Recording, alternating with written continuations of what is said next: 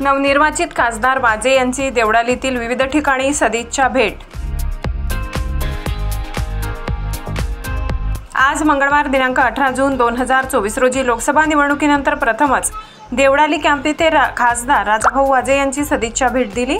यावेळी देवळालीतील जुने बसस्थानक ढोल ताशाच्या गजरात फटाक्याच्या आतिषबाजीत त्यांचे स्वागत करण्यात आले।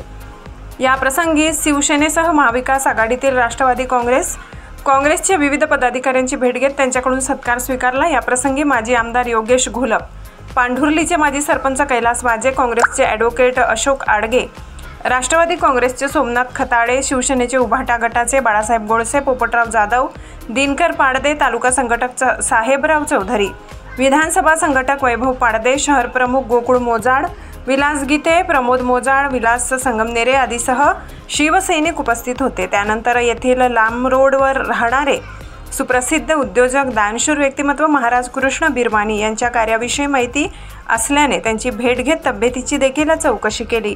त्यानंतर आर्टिलरी सेंटर येथील देवळाली कॅन्टोन्मेंटचे अध्यक्ष ब्रिगेडियर भारद्वाज यांचीही त्यांनी भेट घेतली। देवळालीच्या विविध समस्या खासदार वाजे यांनी लष्करी अधिकाऱ्यांकडून जाणून घेतल्या। या प्रसंगी देवळाली कॅन्टोन्मेंट बोर्डचे मुख्य कार्यकारी अधिकारी डॉक्टर राहुल गजभिये, कॅन्टोन्मेंट बोर्डचे उपाध्यक्ष प्रीतम आढाव, जनसंपर्क अधिकारी विवेक बंड आदी उपस्थित होते।